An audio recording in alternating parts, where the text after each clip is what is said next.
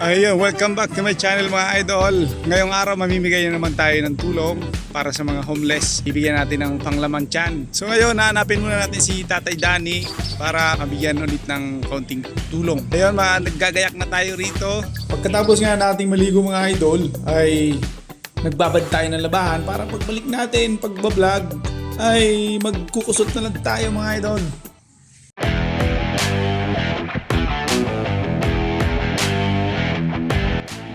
Simulan natin ngayong umaga. Balikan ko si tatay para kumustahin. Let's go!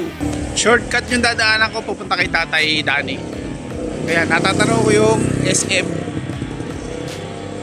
Lapit-lapit lang tayo rito. Di tayo sigurado kung nandun si tatay kasi alam mo naman palipat-lipat sila ng lugar. Kasi kapag di natin nahanap ngayon, bukas magbumotor tayo. Ikutin ko yung Marikina. Mahanap lang siya para mabigyan ng tulong. Kaya may shortcut na rito. Highway na yan, Santolan.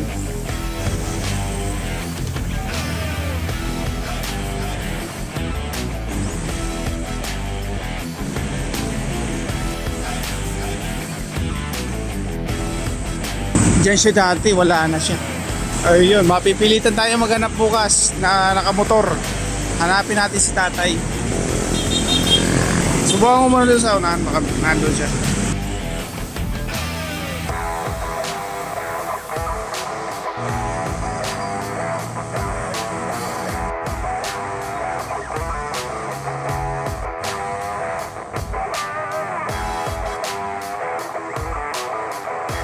Kaya meron isang matanda naglilimos. Tulungan natin si tatay. Tatay! Maria! Hindi ka pa nagkape? Taga Santolan ka pa? Hindi, sa Marikina ako. Marikina ka lang? Oo, mamalimos ko, palengke.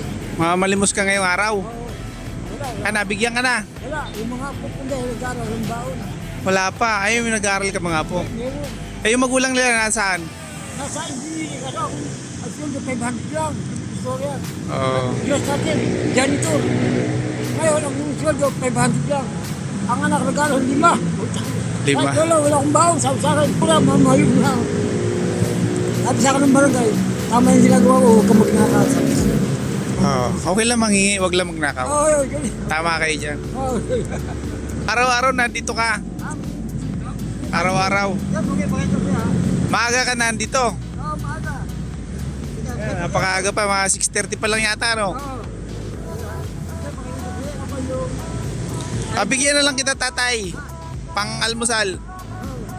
Hinahanap ko kasi si Tatay Danny. Hindi ko mahanap eh. Yung may kariton. Oo. Ilan taon na kayo? 70 sa Disyembre. 70. 70. Oo, yun si Tatay Danny, 63.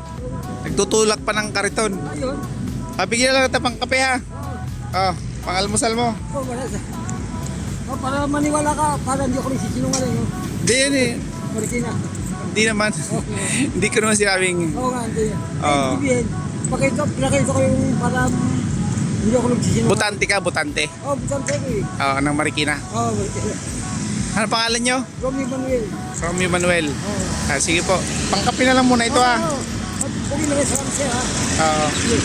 Sige. Oh, salamat baby ka. Basta ako, ingat. Ayun siya. Ayun, masarap maglakad-lakad. Dito sa SM Marikina. Malawak to mga idol. Oh. Ayan. LRT.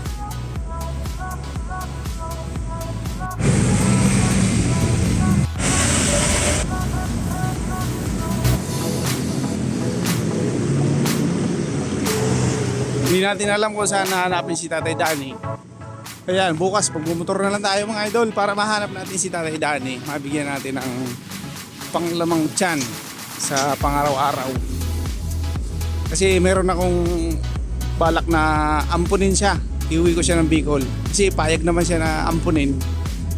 Tatanim-tanim na lang daw siya ng gulay. Ayan, maganda doon kasi presko hangin, tahimik.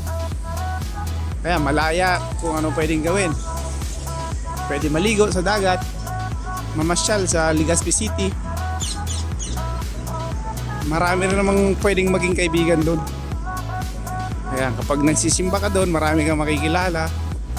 Mababait na Bicolano, nanay, tatay. Ayan, lawak pala rito sa SM. Ito Pakubaw na to mga idol. Subukan ko mag-jogging ng bahagya. Ayan, thank you for watching.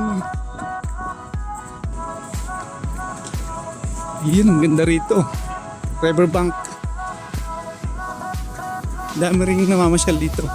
Nagpapaaraw. Exercise. Ayan, dito na ako araw-araw.